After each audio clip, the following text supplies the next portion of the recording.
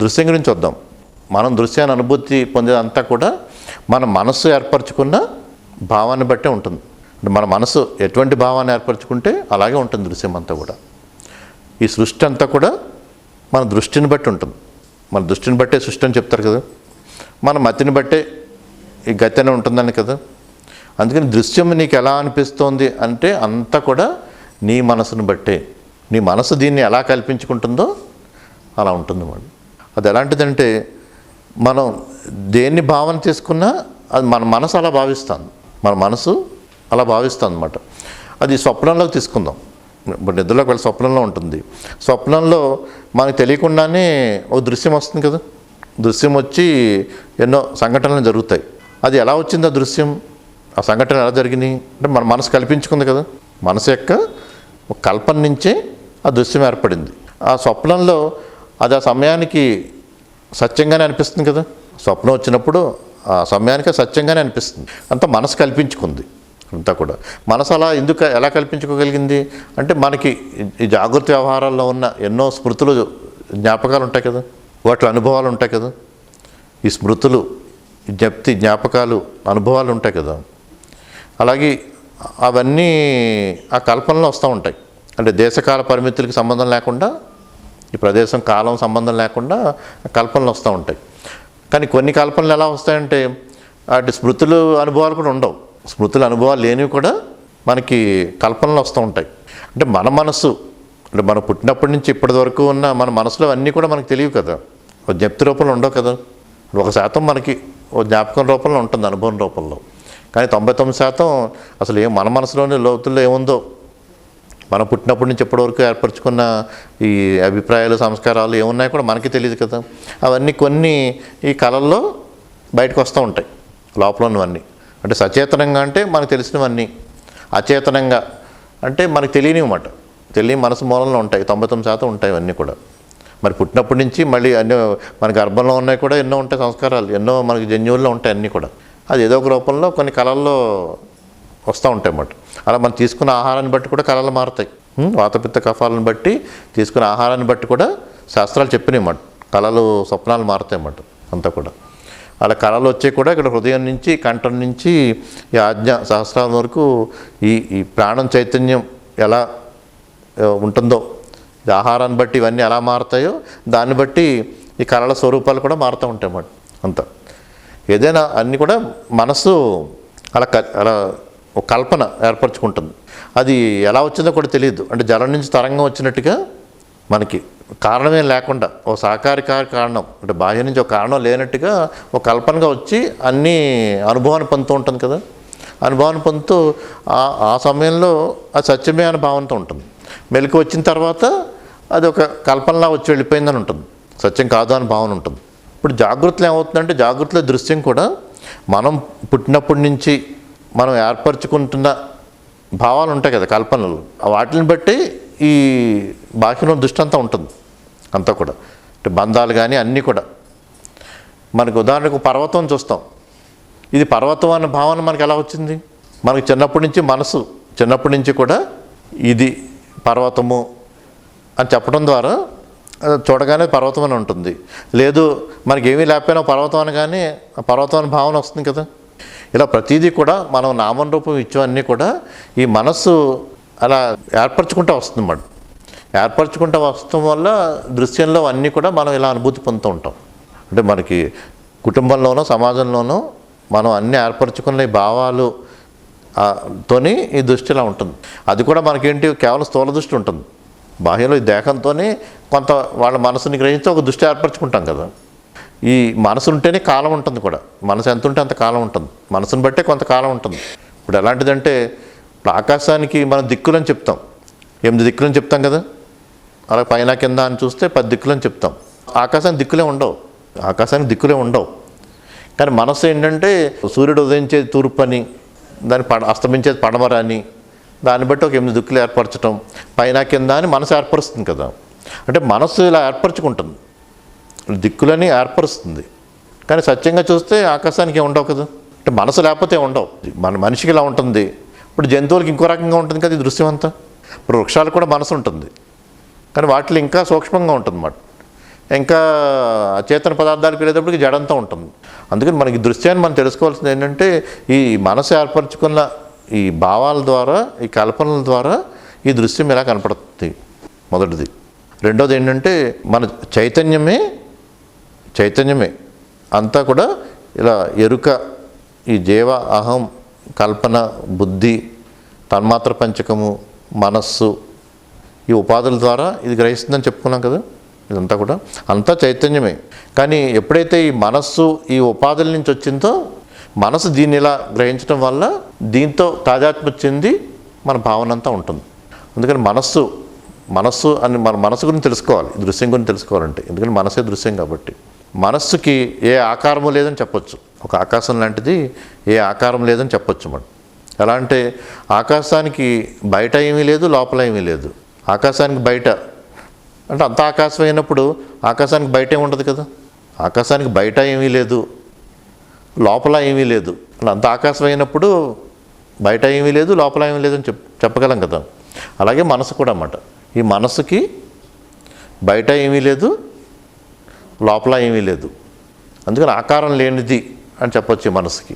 కానీ ఇప్పుడు ఆకాశమే తీసుకుందాం. ఆకాశాన్ని ఒక కొండలో ఒక ఘటనలోకి తీసుకున్నప్పుడు, ఘటన చూసినప్పుడు ఆ ఘటనలో ఆకాశాన్ని ఘటాకాశం అంటాం కదా. ఈ ఆకాశం పరిధిలో ఏర్పరిచినప్పుడు ఘటనలో ఉన్న ఆకాశాన్ని ఘటాకాశం అంటాం. అదే గృహంలో ఉన్న గృహాకాశం అంటాం. అలాగే మనసు కూడా ఏంటంటే ఇప్పుడు పెద్ద జలాశయంలోంచి ఒక తూముల ద్వారా, పెద్ద జలాశయం ఉంది, దాని కింద నుంచి తూముల ద్వారా ఒక పొలంలోకి ఆ నీరు పంపిస్తాం అనుకోండి. ఆ నీరు పంపిస్తున్నప్పుడు ఆ పొలం ఏ ఆకారంలో ఉంటే ఆ ఆకారంగా నీరు మారిపోతుంది. ఆ త్రికోణాకారంలో ఉందనుకోండి పొలం, అది నీరు కూడా త్రికోణాకారంగా వచ్చేస్తుంది. చతురస్రంగా ఉంటే ఎలా ఉంటే అలా వచ్చేస్తుంది. అంటే నీరు ఎందులోకి వెళ్తే ఆ రూపాన్ని తీసేసుకుంటుంది కదా. అలాగే మనస్సు కూడా ఏంటంటే మన దృశ్యాన్ని అనుభూతి పొందుతున్నప్పుడు ఈ దృశ్యాన్ని ఒక ఆకారాన్ని మనం ఏర్పరచుకుంటుంది అన్నమాట. ఇప్పుడు ఇక్కడ నామరూపాలతో దేని అనుభూతి పొందుతుందో అది ఆకారాన్ని పొందుతుంది. ఇప్పుడు ఇక్కడ ఈ దృశ్యాన్ని ఇలా అనుభూతి పొందుతుంది. ఈ మనస్సుకి ఆకారం ఏంటంటే ఇంతవరకు పరిమితమై ఉంటే ఈ మనస్సు ఈ ఆకారాన్ని పొందుందని వస్తుంది కదా. అలా ఆకాశంలాగా మనస్సుకి ఆకారం లేదు అని చెప్పొచ్చు. ఎందుకంటే దాని లోపల కానీ బయట కానీ వేరేదేమీ లేదు. అలాగే మనస్సు దేన్ని అనుభూతి పొందుతుంటే ఆ రూపాన్ని పొందుతూ ఉంటుంది అన్నమాట. ఆ రూపాన్ని పొందుతూ ఉంటుంది. అది మొదటిది. రెండవది ఏంటంటే ఇప్పుడు సత్యం 3 రకాలుగా చెప్పుకున్నాం. వ్యవహార సత్యం అని, వ్యవహారపరంగా మనం చూసేవన్నీ సత్యంగా తెలుస్తుంది అది. రెండవది ప్రాతిభాసిక సత్యం అని, అంటే లేనిది ఉన్నట్టుగా అనిపిస్తుంది. చీకట్లో తాడును తొక్కి పాము అనుకుంటాం, ఆ సమయానికి సత్యమే అనిపిస్తుంది. కానీ వెలుగులో చూడగానే అది పాము కాదు, తాడని తెలుస్తుంది. ఇప్పుడు దూరంలో ఎడారిలో వెళ్తూ ఉంటే అక్కడ నీరు కనపడుతుంది. దూరం సూర్యకిరణాల ప్రభావం వల్ల నీరు ఉన్నట్టు కనపడుతుంది, ఆ సత్యమే అనిపిస్తుంది. కానీ దగ్గరికి వెళ్ళి చూస్తే ఉండదు. ముత్యపు చెప్పులో వెండి ఉన్నట్టు కనపడుతుంది, దగ్గరికి వెళ్తే ఉండదు. ఒక ఇంద్రజాలం చేసినప్పుడు ఉన్నట్టు అనిపిస్తుంది, కానీ తరచు చూస్తే మనకి లేదని తెలుస్తుంది. అలా మేఘాల్లో కూడా ఎన్నో ఆకారాలు ఏవి ఉన్నాయని అనిపిస్తాయి. దాన్ని ప్రాతిభాసిక సత్యం అని అంటారన్నమాట. మొదట మనం చూసినప్పుడు సత్యం అనిపించినా మనం దగ్గరికి వెళ్ళి చూసినా దాని గురించి తెలుసుకుంటున్నప్పుడు ఆ సత్యం కాదు అని తెలుస్తుంది అన్నమాట. దాన్ని ప్రాతిభాసిక సత్యం అంటారు. మూడవది ఏంటంటే పారమార్థిక సత్యం. పారమార్థిక సత్యం అంటే ఇప్పుడు మనం అన్ని అణువులోని చైతన్యమే ఉంది కదా. మనం చూసే అన్నిట్లోని కూడా అంత మహాసూక్ష్మంగా చూస్తే అంతా చైతన్యమే ఉందని ఆ భావనతో ఉంటామన్నమాట. అది పారమార్థిక సత్యం. అది అంతరంగంలో పారమార్థిక సత్యంతో భావనతో ఉండాలి. అంతా చైతన్య స్వరూపమే అని, అందరూ చైతన్య స్వరూపులే అన్న భావంతో ఉండాలన్నమాట. ఇలా స్వప్నంలో వస్తాయి. స్వప్నంలో వచ్చే కూడా ఆ సమయానికి సత్యం అనిపిస్తుంది, మెలకు వస్తే ఉండదు. అలా కొంత ప్రాతిభాసిక సత్యంతో కూడా మనసు కల్పించుకుంటుంది. వ్యవహారంలోకి వచ్చేటప్పటికి అది ఎంత తరచి చూసినా మనకది సత్యం అనిపిస్తుంది, కానీ అది కల్పనలతో ఏర్పడింది. అది మనం పుట్టినప్పటి నుంచి ఇప్పటికి ఏర్పరచుకున్న భావనలో కల్పనలతో ఏర్పడింది. ఆ కల్పనలతో మనం ఏర్పరచుకున్నాం. అందరూ అదే కల్పనలతో ఉండటం వల్ల మనకి అది వ్యవహారపరంగా మనకు సత్యం అనిపిస్తుంది. కానీ మనం ఈ క్షణంలో ఆలోచిస్తే ఒక 20 ఏళ్ల క్రితం జరిగిన సంఘటనలు తీసుకుందాం. 20 ఏళ్ల క్రితం జరిగిన సంఘటనలు తీసుకుంటే అప్పుడు ఆ సమయానికి అది సత్యంలో అనిపించింది, కొన్ని భావాలు ఏర్పరచుకున్నాం, సత్యం అనిపించింది. ఇప్పుడు ఆలోచిస్తే అసలు అది సత్యం కాదనిపిస్తుంది. ఆ భావాలు గతంలో జరిగిన కొన్ని సంఘటనలు గుర్తు తెచ్చుకుంటా ఉంటే, చిన్నప్పటి నుంచి జరిగిన సంఘటనలు తెచ్చుకుంటా ఉంటే ఆ సమయానికి అవి సత్యమే అనిపించింది. కానీ ఇప్పుడు ఆలోచిస్తే అసలు అభిప్రాయాలు, అనుభవాలు అవేమీ సత్యం కాదని అనిపిస్తుంది కదా. ఎలాగైతే స్వప్నంలో ఆ సమయానికి సత్యం అనిపించి మెలకు రాగానే కాదనిపించిందో, అలాగే జాగృత అనుభవంలో కూడా గతంలో కొన్ని సంఘటనలు ఆ సమయానికి అవి సత్యంగా అనిపిస్తే ఇప్పుడు సత్యంగా అనిపించవు. అలాగే గతంలో జరిగినవన్నీ జ్ఞాపకాల రూపంలో ఉంటాయి. ఇప్పుడు స్వప్నంలో జరిగినవి కూడా మనకు మెలకు వచ్చిన తర్వాత కొంత జ్ఞాపకాల రూపంలో ఉంటాయి కదా, ఇలా వచ్చిందని కొంతవరకు. అలాగే జాగృతిలో కూడా గతంలో జరిగినవి జ్ఞాపకాల రూపంలో ఉంటాయి అన్నమాట. అలాగే అప్పుడు సత్యం అనిపించినవి కూడా ఇప్పుడు పూర్తి సత్యంలో ఉండవు. అలాగే సత్యం అనేది కూడా పూర్తిగా మన మనసును బట్టే ఉంటుంది అంతా. ఇప్పుడు మంచి చెడు ఎలా నిర్ధారించగలం? ఇది మంచి అనేది అది దేశకాల పరిస్థితులు అన్నిటి బట్టి మారిపోతుంది. ధర్మం అనేది కూడా ఇక్కడ మంచి ధర్మం అనుకున్నది వేరే దేశంలో చెడు అవ్వచ్చు. ఈ కాలంలో ధర్మం అనుకున్నది ఇంకో కాలంలో అధర్మం అవ్వచ్చు. అలా ఎప్పటికప్పుడు కొన్ని అభిప్రాయాలు ఏర్పరచుకుంటాం కదా. అలా అంతా కూడా మన మనసు ఇలా భావాలు, కల్పనలు ఏర్పరచుకుని ఈ సత్యంగా భ్రమించి వాటితో తాదాత్మ్యం చెంది మనసు ఈ సుఖదుఖ పరంపరలోకి వెళ్తుందన్నమాట. అంటే చైతన్యమే అంటే చంచలత్వము గల మనస్సుగా స్ఫురిస్తోంది. జల నుంచి తరంగం వచ్చిందన్నాం కదా, దాన్ని స్ఫురణ అంటారు. ఒక స్ఫురణ ఏర్పడుతుందన్నమాట, స్ఫురిస్తుంది. అంటే చంచలం అయిన మనస్సుగా స్ఫురిస్తుంది, భ్రమిస్తుంది, కల్పించుకొని స్వర్గ నరకాలకి వెళ్తూ ఉంటుంది. ఇక్కడ స్వర్గ నరకాల కంటే సుఖదుఖాలకని, స్వర్గ నరకాల కంటే సుఖదుఖ పరంపరలోకి వెళ్తూ ఉంటుంది. చైతన్యం నుంచి మనసు స్ఫురిస్తుంది, భ్రమిస్తుంది, కల్పించుకుని స్వర్గ నరకాలకి తిరుగుతూ ఉంటుంది. అంటే సుఖదుఖాలకి తిరుగుతూ ఉంటుంది. అంటే స్వర్గ నరకం, మర్త్యలోకం అంటారు కదా మూడుని. అంటే సుఖ దుఃఖ జడస్థితి మాట. సుఖ దుఃఖలోకి వెళ్తూ ఉంటుంది కదా, వెళ్ళి అక్కడ బంధంలో పడిపోతుంది కదంతా. అక్కడే బంధింపబడిపోయి ఉంటుంది, కొన్ని బంధంలో పడిపోతుంది. కానీ మరి అంతలోనే మళ్ళీ ఆత్మజ్ఞానాన్ని పొందగోరి అదే ముక్తిని పొందుతుంది. ఆత్మజ్ఞానాన్ని పొందగోరి మళ్ళీ అదే మనస్సు ముక్తిని కూడా పొందుతుంది కదా, ఏ బంధం లేని స్థితికి వెళ్తుంది కదా. అలా చైతన్యం నుంచే చంచలమైన మనస్సు స్ఫురిస్తోంది, భ్రమిస్తోంది, కల్పించుకుని స్వీయ కల్పనతో కల్పించుకుని స్వర్గ నరకాలకి వెళ్తోంది. విషయ ప్రపంచంలో తాదాత్మ్యం చెంది మోహంలో పడిపోతుంది. అంటే సంసారంలో నిమగ్నం అయిపోతూ ఉంటుంది, బంధంలో పడిపోతుంది. కానీ అంతలోనే ఆత్మజ్ఞానాన్ని పొంది ముక్తిని పొందుతుంది కదా, ముక్తిని కూడా పొందుతుంది కదా. అందుకే ఇది అంతా కల్పనలతోనే జరుగుతుంది. మళ్ళీ తిరిగి ఆత్మజ్ఞానాన్ని పొందగోరి ముక్తిని పొందటం కూడా అదే అలా కల్పించుకుంటుంది అన్నమాట. అది కల్పనే. అందుకని నువ్వు బంధాన్ని పొందుతున్నా అది కల్పనే, ముక్తిని పొందాలనుకోవటం కూడా అది మనసు కల్పనే. అది అలా మనసు ఏర్పరచుకుంటుంది అన్నమాట. ఈ మనస్సు అంటే ఏంటంటే ఈ ప్రాతిభాషిక సత్యం అని తీసుకున్నాం కదా. ప్రాతిభాషిక సత్యం అని అంటే చీకట్లో వెళ్తూ ఉంటే తాడుని పాము అనుకోవటం, ఆ సమయానికి సత్యంగా అనిపిస్తుంది.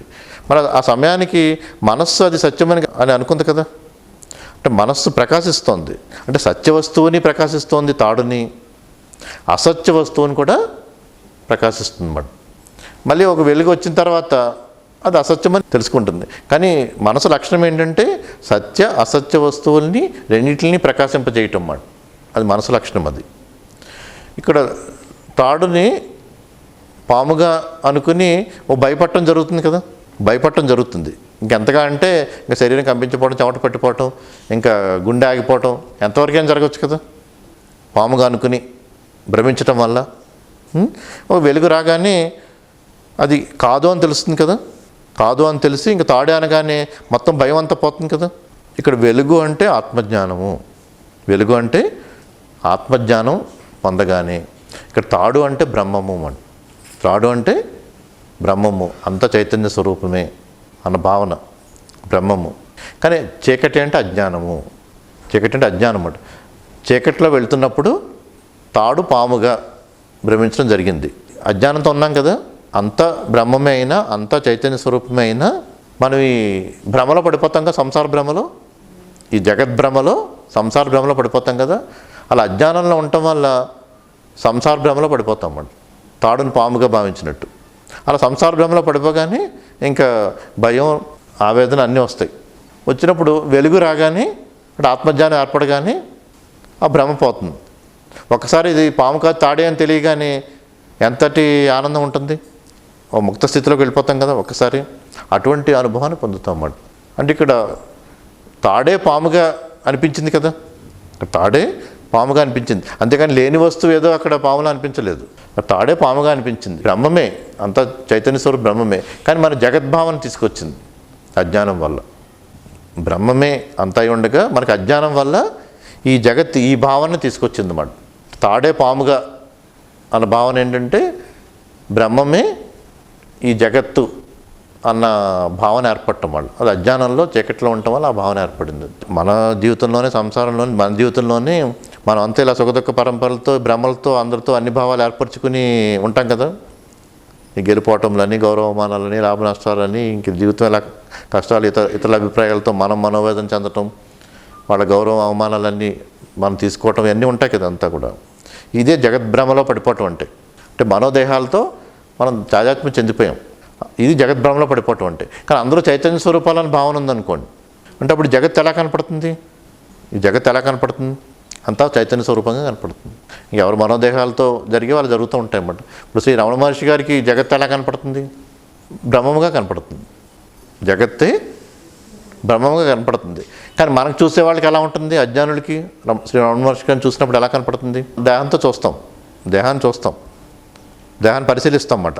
ఇది నిజంగా బ్రహ్మను అనుభూతి పొందారా అని ఆయన పరిశీలిస్తూ ఉంటాం. ఆయన దేహం ఎలా ఉంది, ఆయన మనసు ఎలా ఉంది, ఆయన చేసే కర్మల్లో ఎలా ఉన్నాయి, ఇవి అంటే మన దృష్టి ఎలా ఉంటుంది?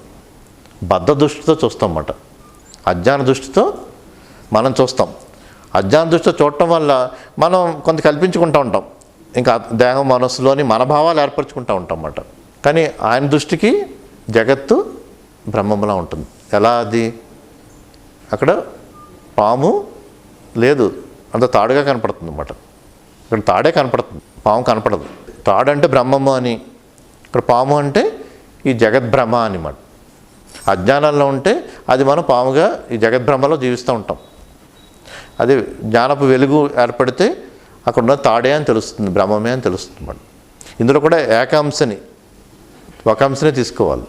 ఇప్పుడు కూడా ఒక అంశనే తీసుకోవాలన్నమాట. ఇందులో ఈ జగత్ భావన ఉంది కదా, ఈ జగద్భావకి అధిష్టానం ఏంటి? ఇప్పుడు పాము అనే భావనకి అధిష్టానం ఏంటి? తాడు అవుతుంది. ఇంకా తాడు లేకపోతే అసలు ఈ పాముని ఆలోచన రాదు కదా. అలాగే ఈ జగద్భ్రమకు కూడా దీనికి అధిష్టానం ఏంటి? బ్రహ్మమే. కానీ అజ్ఞానం వల్ల మనకి ఇలా అనిపిస్తుంది. అంటే బ్రహ్మం లేకపోతే ఈ జగద్భావం లేదు, తాడు లేకపోతే పాము భావం లేదు కదా. బ్రహ్మం లేకపోతే అసలు ఈ జగద్భావనే లేదన్నమాట. అంటే బ్రహ్మమే జగత్తుగా ఉంది, అంటే తాడుగానే ఉంది, తాడు లేకపోవడం లేదు కదా. తాడు లేకపోతే అక్కడ నిరాకారంగా ఉందనుకోవచ్చు, శూన్యంగా అనుకోవచ్చు. మన చీకట్లో ఉన్న అంతా శూన్యంగా ఉంది, అది బ్రహ్మం అనే భావంతో ఉంటాం కదా మనం. కానీ ఇక్కడ మనం తాడు అని చెప్పాం, బ్రహ్మము అని చెప్పాం. అంటే బ్రహ్మమే జగత్తుగా ఉందని మనకి ఆ తాడు ప్రాంలో మనం చెప్తుందన్నమాట. బ్రహ్మము ఈ జగత్తుగానే ఉంది, ఈ జగత్తుని మనం దర్శించటం అన్నమాట. ఎంత బ్రహ్మముగా దర్శించటం అన్నమాట. అందుకే జగత్తుని వశిష్ఠుడు శ్రీరాముడు చెప్పింది ఏంటంటే, ఈ జగత్తుని నువ్వు మార్చాలనో, ఓడించాలనో, గెలవాలని ఉంటుంది కదా. జగత్తునంతా గెలవాలని ఉంటుంది కదా, విశ్వవిజేత అవ్వాలని, జగత్తుని గెలవాలనో, జగత్తునంతా మార్చేయాలని ఉంటుంది కదా. మార్చేయాలనో, ఏదో లొంగ తీసుకోవాలనో, ఎన్నో భావాలు ఉంటాయి కదా జగత్తు మీద అంతా కూడా. అవన్నీ అవేమీ వద్దంటాడు అన్నమాట. అవన్నీ ఆత్మజ్ఞానం లేక వృధా ప్రయాసం అన్నమాట అంతా కూడా. మరి ఏం చేయాలి? మనం జగత్తుని ఏం చేయాలని ఉంటుంది కదా, అంటే దర్శనము అంటాడు. ఈ జగత్తుని దర్శించటం అన్నమాట. నువ్వు చేయాల్సిందల్లా ఈ జగత్తుని దర్శించటం మాత్రమే. కర్మలు జరుగుతూ ఉంటాయి, జగత్ దర్శనం ఉంటుంది, కర్మలు మనోదేహాలతో జరుగుతూ ఉంటాయి, ఏర్పరచుకుని కర్మలన్నీ జరుగుతూ ఉంటాయి. అంతేగాని ఈ జగత్తుని మొత్తం మార్చాలని, ఈ మొత్తం జగత్తునంతా జయించాలని ఎవరిని జయిస్తావు? నీవే నేను, నేనే నీవు, అందరూ పరమాత్మ స్వరూపులే అన్న భావన ఉంది. ఎవరు వేరువేరు కాదు, అంతా ఒకటే అని భావన ఉంది. అంతా ఒకటే అన్న భావన ఉన్నప్పుడు ఎవరిని జయిస్తాం? ఎవరిని గెలవాలనుకుంటావు? ఎవరు ఓడించాలనుకుంటావు? ఎవరిని మార్చాలనుకుంటావు? జగత్తునంతా మార్చేయాలని ఉంటుంది. అంతా బ్రహ్మమే అన్న భావన ఉన్నప్పుడు ఈ జగత్తునంతా మార్చాలనే ఆలోచన ఉంటుంది కదా. వేరు అన్న భావన ఉన్నప్పుడే జగత్తునంతా మార్చాలనే ఆలోచన ఉంటుంది. ఈ జగత్తుని ఏంటి అన్నప్పుడు శ్రీరాముడు చెప్పింది దీని దర్శనం అన్నమాట. ఈ జగత్తుని బ్రహ్మముగా దర్శనం, జగత్తుని బ్రహ్మముగా దర్శించటం. అంటే దర్శనం అనగానే అంటే కేవలం సాక్షిలాగా ఒక సమాధి నుంచి కడుగు తెరిచేలా దర్శిస్తా కొండ మీద ఉండి దర్శనం అని కాదు అక్కడ అర్థం. అంటే ఏకాంశ అంటే అర్థం ఏంటంటే నువ్వు నీ ప్రారంధ కర్మలు చేసుకుంటూ వర్తమానంలో నీ కర్మల మీద దృష్టి పెట్టి, ఫలితం దృష్టితో కాకుండా కర్మల మీద దృష్టి పెట్టి నీ హృదయం ఏది చెప్పిందో, నీ మనోదేహాలు ఏం చేద్దాం అనుకుంటే ఆ కర్మలు చేసుకుంటూ వెళ్తాం. ఆ కర్మల్లో భాగంగా ఏదైనా ఉండొచ్చు. ఇప్పుడు ప్రపంచంలోనే నువ్వు గొప్ప ధనికుడిగా అవ్వాలన్న భావంతో కర్మలు చేసుకెళ్ళొచ్చు. ఒక ధనికుడిగా అవ్వాలని ఒక వ్యక్తి, ఒక అజ్ఞానంతో ఉన్న ఒక వ్యక్తి ధనికుడిగా అవ్వాలని ఎంత ప్రయత్నం చేస్తాడో అంతకంటే ఉన్నతంగా నీవు ధనికుడిగా అవ్వాలని ప్రయత్నం చేయొచ్చు. వశిష్ఠుడు చెప్పింది అది. ప్రయత్నం చేయొచ్చు మాట. కానీ శాస్త్రోచితమైన కర్మలు చేయాలి. ఆ కర్మలు చేసినప్పుడు శాస్త్రం చెప్పిన కర్మలు అంటే శాస్త్రోచితమైనవి. ఇది ఉచితమని శాస్త్రం చెప్తుంది కదా. శాస్త్రోచితమైన కర్మలు చేయాలి అంటే శాస్త్రానుశాసిత కర్మలు చేయాలని. ఆ కర్మలతో నువ్వు ప్రపంచంలోకి వెళ్ళి గొప్ప ధనవంతుడిగా అయ్యే కర్మలు చేసుకోవచ్చు. వర్తమానంలో కర్మలు జరుగుతూ ఉంటాయి. ఫలితం ఎలా ఉన్నా మన అంతరంగంలో మార్పు ఉండదు. కానీ మరి ఇక్కడ శాస్త్రం అంటే ఏంటి? శాస్త్రం అంటే ఇప్పుడు ఈ కాలంలో ఏర్పరిచిన సమాజ ధర్మాలు ఉంటాయి కదా. రాజ్యాంగం ఒకటి ఏర్పరుస్తుంది కదా. వాటిని అనుసరించి కర్మలు ఎంత ఉన్నతంగా చేయొచ్చు అన్నమాట. ఒక అజ్ఞాని ధనవంతుడిగా అవ్వాలని ఎంత ప్రయత్నం చేస్తాడో నీవు అంతకన్నా ఉన్నతంగా నీ సమస్త శక్తిని ఉపయోగించి నీవు పురుషాకారంతో ప్రయత్నం చేయి శ్రీరామ ఉంటుంది. కానీ ఏంటంటే దానికి విధానం ఉంటుంది. అంటే శాస్త్రానుశాసిత కర్మలు చేయని గురువు గురువుపై శాస్త్రంపై విశ్వాసంతో చేయాలి. ధనం సంపాదించే వాళ్ళు కూడా ఏంటంటే ఎలా ఉంటుందంటే ఈ ధర్మబద్ధంగా సంపాదించే కొలిది వాళ్ళు ఏదో ఒక సమయంలో మళ్ళీ శిక్షలు పట్టడము, ఇంకొక అధర్మపరంగా వెళ్ళే కొలిది మనం ఎంతమంది చూస్తాం కదా. ఇప్పుడు కాలాన్ని బట్టి కొంతమంది మనకు అధర్మంగా అయినా బాగా సంపాదిస్తారని ఉంటుంది. కానీ శాస్త్రం చెప్పదు కదా. ఎందుకంటే దాంట్లో ఇబ్బందులు ఉంటాయి. అది 100లో ఒకళ్ళిద్దరు జరిగినట్టు అనిపించినా కానీ దాని ఇబ్బందులు దానికి ఉంటాయి. ఇతనికి ఆత్మజ్ఞానం ఉండకపోవడంతో ఆ నిత్యశాంతి లభించదు, నిత్యముక్త స్థితి లభించదు, ఒక నిత్య ఆనంద స్థితిలో ఉండడు. ఇవన్నీ కోల్పోతాడు కదా. అందుకని ఆ స్వరూపాన్ని అనుభూతి పొందుతూ నువ్వు ఏ కర్మలైనా చేయొచ్చు మాట. ఇక్కడ కర్మలు ఎలా చేస్తున్నావు, ఏం కర్మలు అనేది అది ఎవరి మనోదేహాలను బట్టి ఉంటుంది అది. కానీ ఈ శాస్త్రాన్ని అనుసరించి ఉండాలి, ఇది ముఖ్యమైనది.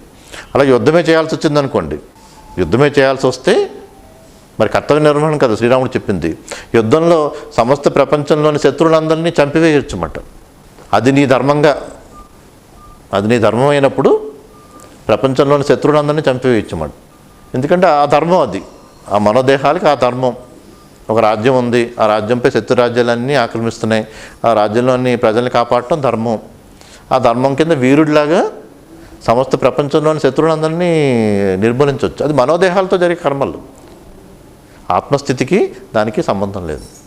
అందుకని ఈ మనస్సు దేహము ఏ ధర్మంతో ఉందో ఆ ధర్మంతో ఏది జరిగినా అది శాస్త్రోచితమా కాదా, అంటే ధర్మబద్ధంగా జరుగుతున్నాయా లేదా అని మన పురుష ప్రయత్నాన్ని మనం చేసుకెళ్ళాలన్నమాట. అలాగే మనకు వచ్చేవి ఫలితాలు ముందుగానే రావచ్చు, ఆలస్యంగానే రావచ్చు. ముందుగానే రావచ్చు లేదా ఆలస్యంగానే జరగచ్చు అన్నమాట. దానికి సహనం ఉండాలి కదా. సహనం ఉండాలి, శ్రద్ధ ఉండాలి, ఇవి ఏర్పరచుకోవాలన్నమాట. కానీ జీవన్ముక్తుడికి అవన్నీ సహజంగానే లక్షణాలు ఉంటాయి. ఎందుకంటే అతను ఫలితం మీద దృష్టి ఉండదు. ఫలితం మీద దృష్టి ఉంటుందో కర్మల మీద దృష్టి ఉంటుంది. అంటే 4 ఉండాలని చెప్తారు. ఈ సాధనా చతుష్టయం అని ఈ పురుష ప్రయత్నంలోనే సాధనా చతుష్టయం అని ఉంటుంది. ఇప్పుడు పురుష ప్రయత్నంలో ఆ ప్రయత్నం చేస్తూ ఎలా చేయాలో అనేది 50 విధాలుగా చెప్పడం జరిగింది అన్నమాట. ఆ ప్రయత్నంలో కూడా ఎలా చేయాలి అనేది కూడా 50 విధాలుగా చెప్పడం జరిగింది. అలా అన్ని విధాలు తెలుసుకుంటేనే మనం చేసే ప్రయత్నం పురుష ప్రయత్నమో కాదు తెలుస్తుంది. లేదంటే నేను దైవాన్ని నమ్మట్లేదండి, పురుష ప్రయత్నం చేసుకుంటున్నానని అనుకుంటాం. కానీ అది పురుషాకారం అవ్వాలి కదా. అది ఇదివరకు గుడికి వెళ్ళి కొంచెం దేవుడిని ఆరాధించి భక్తితో కర్మలు చేసేవాడు. కానీ ఇలాంటి సత్సంగాలకు వచ్చి గుడికి వెళ్ళటం మానేసి వెళ్ళి కర్మలు చేద్దాం అనుకుని ఇంకా సోమర్థాన్ని ఏర్పడి గుడికెళ్ళి కొంచెం చేతులు కాళ్ళు కదిలిచేదో కొంచెం తిరుగుతా చేసుకొచ్చేవాడు అనమాట. ఇప్పుడు అది మానేసి కర్మలు కూడా ఇంకా తక్కువ స్థాయికి వెళ్ళే అవకాశం ఉంటుంది. ఎందుకంటే విజయ వశిష్ఠుడు ఏం చెప్తాడంటే విగ్రహారాధన చాలా ముఖ్యమైనది, ఉపాసన. దేవాలయానికి వెళ్ళి నువ్వు ఆరాధించటం, ఉపాసన చాలా ముఖ్యమైనది. ఎందుకంటే దేవుణ్ణి ఆరాధించేది మరి ఏ ఉద్దేశంతో వెళ్తాం? మనం ఏదో అనుకున్నది సాధించడానికి వెళ్తాం కదా, సాధించడానికి అది జరగాలని వెళ్తాం కదా, ఒక కోరికతో వెళ్తాం. కానీ ఆ కోరికతో వెళ్ళినా అక్కడ మనసులో ఏముంటుంది? దేవుడి మీద దృష్టి ఉంటుంది. కానీ మన మనసులో కర్మ మీద ఏ దృష్టి ఉంటుంది? ఇప్పుడు ఒక విద్యార్థి ఉంటాడు. ఒక విద్యార్థి ఏంటంటే రోజు దేవాలయానికి వెళ్ళి అలవాటు ఉంది. అతనికి అక్కడికి వెళ్ళి నేను ఉత్తమ తరగతిలో పాస్ అవ్వాలని అనుకుంటాడు కదా, ఫస్ట్ క్లాస్ రావాలని వెళ్తాడు. కానీ దేవాలయానికి వెళ్ళినప్పుడు కూడా నాకు ఫస్ట్ క్లాస్ రావాలని ఉంటుంది కదా. అక్కడ తల్లికి కూడా తీసుకెళ్ళింది అనుకోండి, ఇతడు బాగా చదవాలి, బాగా ఉన్నత శ్రేణికి రావాలని ఉంటుంది కదా. అంటే ఇద్దరిలోనే ఆ భావాలు ఉన్నాయి కదా. నిత్యం రోజు దేవాలయానికి వెళ్తానంటే రోజు ఆ భావాలతో ఉన్నాడు కదా. అలాగే దైవాన్ని ఆరాధించేవాళ్ళు, విగ్రహానికి ఆరాధించేవాళ్ళు కానీ, ఉపాసన చేసేవాళ్ళు కానీ ఆ మనసు అంతా కూడా ఆ మనసులో అది ఆ చిత్తశుద్ధి ఏర్పడుతుంది అన్నమాట. అంటే చిత్తం అంతా కూడా ఆ భావంతో ఉంచుతుంది. చూడు వ్రతాలు చేస్తారు. ఆ వ్రతాలు చేసేవాళ్ళు ఓకే మరి మామూలుగా ఎన్ని రోజులు కూర్చుని వ్రతాలన్నీ చేయగలుగుతారు కదా, ఉపవాసాలు వ్రతాలన్నీ కూడా. మరి వాళ్ళకి ఎంత ప్రయత్నం లేకపోతే, ప్రయత్నసిద్ధి లేకపోతే, కార్యం మీద దృష్టి లేకపోతే అంత ప్రయత్నం చేయగలుగుతారు? చేయలేరు కదా. అవన్నీ ఏంటంటే పురుష ప్రయత్నంలో భాగంగానే జరుగుతాయి అవన్నీ కూడా. వాళ్ళ మనసులో చిత్తశుద్ధి ఏర్పడుతుంది, దృష్టి దాని మీద ఉంటుందన్నమాట. ఉండి అది పొందాలని తీవ్రేచ్ఛ ఏర్పడుతుంది. ఆ పొందాలన్న తీవ్రేచ్ఛే అంటే ఇచ్చ జ్ఞాన క్రియ రూపంలో క్రియాస్వరూపిణిగా మనకి దక్కుతుంది అన్నమాట. అంటే దేవత అంటే దైవం అంటే దైవం అని ఏదైతే నీకు ప్రసాదిస్తుందో అని కదా, ఏదైతే ఇస్తుందో అని కదా. ఇక్కడ ఇచ్చ ఉంటుంది కదా, ఇచ్చి ఉంటేనే కదా దేవాలయానికి వెళ్ళేది, ఇచ్చి ఉంటేనే కదా వ్రతాలు చేసేది, జపాలు చేసేది. అది చిత్తశుద్ధిని ఏర్పరిచి, చిత్తమును దానితో నింపి, ఏకాగ్రతను ఏర్పరిచి ఇచ్చ జ్ఞానంతో క్రియారూపంలోకి వచ్చి అప్పుడు కొంత కర్మఫలాన్ని పొందడం జరుగుతుంది అన్నమాట. అందుకని అవి పూర్తిగా వ్యతిరేకించవలసినవి కాదు. కానీ ఇచ్చ జ్ఞాన క్రియారూపంలోకి మారినప్పుడు ఏదైతే మనం ఆరాధిస్తామో ఆ దేవతే మనకి క్రియాస్వరూపిణిగా మనకి అందజేయడం జరుగుతుంది. ఒక దేవతను ఆరాధించుకుంటా మనం చేస్తున్నప్పుడు ఫలాలన్నీ పొందడం జరుగుతుంది. మన శాస్త్రాల్లో దేవతారాధన ఏర్పరిచినవన్నీ కూడా కర్మఫలాలని పొందటం కొరకే. విగ్రహారాధన దేవాలయాల్లో ఈ వ్రతాలు అన్నీ ఏర్పరిచింది కూడా కర్మఫలాల్ని పొందటం కొరకే. అలా ఆరాధించిన వారు అందరూ కూడా కర్మఫలాల్ని పొందినవారే. శాస్త్రం చెప్తుందన్నమాట. ఇలా సత్కర్మలు శుభానికి ఇస్తాయి, అసత్కర్మలు అశుభానికి దారితీస్తాయి. శుభమైన కర్మలు చేస్తే నువ్వు పరమార్థాన్ని పొందుతావు, అశుభమైన కర్మలు చేస్తే అనర్థాన్ని పొందుతావు. ఇలా చెప్పేవన్నీ కూడా అందరూ కర్మఫలాలను పొందటం జరిగింది. అందుకే అవి ఉన్నాయి. అవి అంటే మనకి ఇచ్చ జ్ఞానం ఉంటుంది కదా, అది క్రియల్లో దేవతా ఆరాధనలో ఆ దేవతా స్వరూపిణి, ఆ కర్మస్వరూపిణిగా మనకి ఆ ఫలాలను ఇస్తుంది అన్నమాట. అందుకని ఏదైనా చెప్తున్నప్పుడు ఒక అంశనే తీసుకోవాలి. నువ్వు అదృష్టాన్ని తీసుకుని కర్మలు చేయొద్దు, ఆ భావంతో దైవం లేదు, అదృష్టమని భావించే దైవం లేదు, పురుష ప్రయత్నమే ఉందని మనం చెప్పుకోవటం. అలాగే మనం ఆరాధించేటప్పుడు కూడా మన బుద్ధిలో ఆ ఇచ్చ తీవ్రంగా ఏర్పడటానికి, తీవ్రేచ్ఛ అన్నమాట, తీవ్రమైన ఇచ్చ ఏర్పడటానికి మనకి ఆరాధన ఉపయోగపడుతుంది. దాని ద్వారా, ఇచ్చ ద్వారా, ఆ జ్ఞానం ద్వారా, కర్మలు జరగటం ద్వారా ఫలాన్ని పొందటం జరుగుతుంది అన్నమాట.